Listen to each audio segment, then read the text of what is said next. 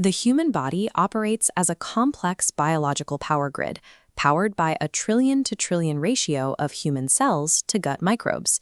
This grid relies on a precise metabolic partnership. These beneficial microbes in the gastrointestinal tract act as signalers, fermenting dietary fiber into highly specialized metabolic outputs.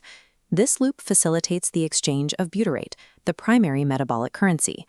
Reaching the cell, butyrate binds to mitochondrial receptors, stimulating the PGC1 alpha pathway to trigger mitochondrial biogenesis. The cellular engines multiply, fusing into a high-efficiency energy network. Total energy output is a direct calculation of this partnership's efficiency. While calories provide raw material, these microbial signals dictate the actual power generation. When this communication network is severed, the biological results are measurable. In microbiome-depleted environments, ATP energy generation inside intestinal cells can drop by as much as 40%. This systemic biological decay is driven by continuous exposure to glyphosate-based herbicides. This flowchart shows the specific biochemical choke point. Glyphosate targets the shikimate pathway in bacteria, where it inhibits the EPSPS enzyme and prevents microbial survival. While human cells lack the shikimate pathway, over 54% of our gut microbes possess it, making them direct targets of this widespread application. Keystone strains are eradicated. Without them, butyrate production stalls, and the energy network fragments. Regulatory safety doses focus on direct human toxicity, while failing to account for the bioenergetic collapse caused by this microbial decimation. Glyphosate's disruption extends beyond the gut microbiome. The chemical also interferes with human protein synthesis through a process of structural substitution. This interference revolves around the amino acid glycine. Glycine serves as a primary structural building block for human tissues and the enzymes required by your mitochondria. This molecular comparison shows how glyphosate operates.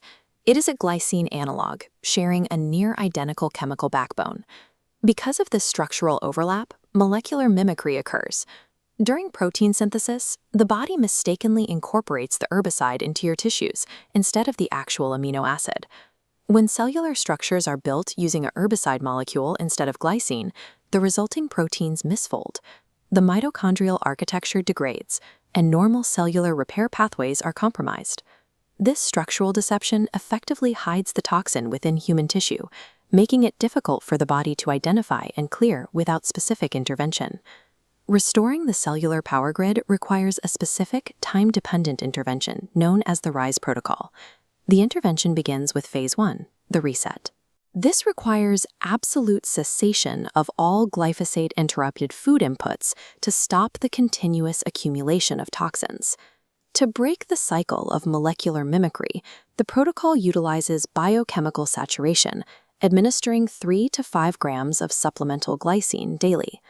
By flooding the system with true glycine, we create competitive saturation. The amino acid physically crowds out glyphosate analogs, forcing them off cellular receptors. Once displaced into the gut lumen, the toxins must be sequestered. High-quality binders like humic and fulvic acids act as chemical sponges, trapping the herbicide residues so they can be safely excreted. Energy recovery depends on clearing these cellular construction sites of structural saboteurs. Next is the support phase. Here, the clinical objective shifts to rebuilding the physical architecture of the intestinal barrier. This cross-section demonstrates the cause of systemic inflammation. Chemical exposure degrades tight junction proteins, creating gaps that allow toxins to leak. To repair permeability, zinc and vitamin D directly upregulate occludin and claudin proteins, acting as molecular mortar to pull the cell walls tight. Vitamin C is administered alongside this repair process to neutralize localized oxidative stress, shielding the delicate new tissue as it forms.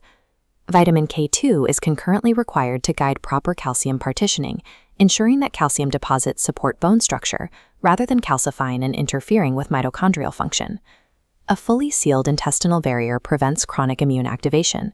It restores the parasympathetic state required for cellular energy expansion. Even with a sealed barrier, recovery often faces a genetic hurdle regarding how the body processes and clears out accumulated toxins. This diagram tracks the body's methylation cycle. The MTHFR genetic polymorphism creates a severe bottleneck, preventing the conversion of dietary folate into its active, usable form.